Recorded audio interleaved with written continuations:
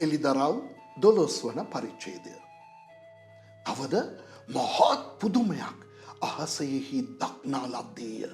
එනම් සූර්යයා පැළඳගෙන පාදයට චන්ද්‍රයාද හිස පිට තාරකා 12කින් යුක්ත ඔටුන්නක්ද ඇති ස්ත්‍රියෙක්ය. ඈ ගර්භිණීව සිටියාය. ඈ විලි රුජා විඳිමින් ප්‍රසව වේදනාවෙන් යුක්තව මුරගසන්නීය. අහසෙහි තවත් පුදුමයක්ද දක්නා ලද්දේය. එනම් හිස් සතක්ද අං 10ක්ද තමාගේ හිස් පිට මකුට සතක්ද ඇති මහත් රතු සර්පෙක් විය. ඌ උගේ වල්ගෙන් අහසේ තාරකාවන්ගෙන් 3න් කොටසක් ඇද ඒවා පොළොවට හෙළුවේය. සර්පයාද වදන්ට ආසන්නව සිටි ස්ත්‍රිය වැදු කෙනෙහිම ඇගේ දරුවා කාදමන පිණිස ඈ ඉදිරිපිට සිටියේය. ඈ සියලු ජාතීන් යදණ්ඩකින් ආණ්ඩු කරන පුත්‍රයෙකු පිරිමි දරුවෙකු වැදුවාය. ඇගේ දරුවා දෙවියන් වහන්සේද උන්වහන්සේගේ සිංහාසනයද වෙතට ඇද්ද ගනු ලැබුවේය. ස්ත්‍රීද කාන්තාරයට පලා ගියාය. 1260 දවසක් ඈ පෝෂණය කරන පිණිස දෙවියන් වහන්සේ විසින් පිළියෙල කරන ලද ස්ථානයක් ඈට එහි තිබුණේය. තවද ස්වර්ගයෙහි යුද්ධයක් විය. ඒ වනාහි මිකාኤල් සහ ඔහුගේ දූතයන් මහා සර්පයාට විරුද්ධව යුද්ධයට යාමය. මහා සර්පයාද තමාගේ දූතයෝද සටන් කොට ජය නොලැබුවෝය. ඔවුන්ට ස්වර්ගයෙහි ස්ථානයක් තවත් නොවිය. මුළු ලෝකයා රවටන්නා වන යක්ෂයාය සාතානයයි කියන ලද මහා සර්පයා නැමැති ඒ පුරාණ සර්පයා පහතට හෙළනු ලැබුවේය. ඔහු පොළොවට හෙළනු ලැබුවේය.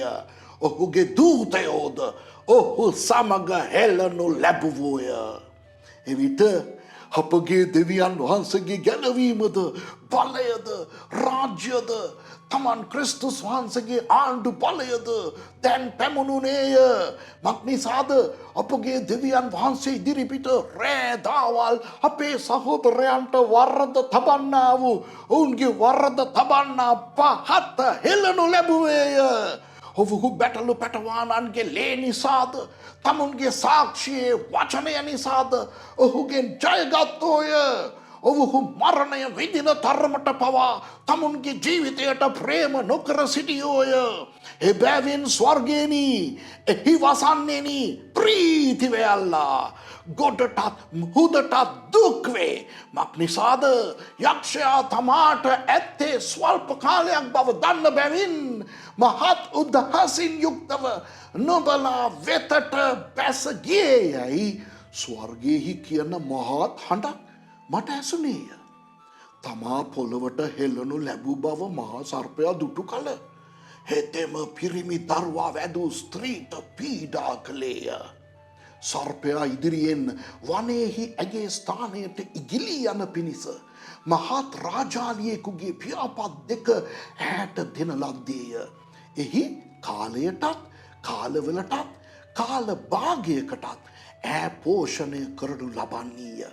සර්පයාද ඒ ස්ත්‍රී සැඩපාරෙන් ගහගෙන යන්ට සලස්වන පිණිස ඈ පස්සෙන් ගංගාවක් ලෙස වතුර උගේ කටින් නික්මවා ඇරියේය. නමුත් පොළොව ස්ත්‍රීට පිහිටව කට හැර මහා සර්පයා තමාගේ කටින් නික්ම වූ ගංගාව ගිල්ලාය.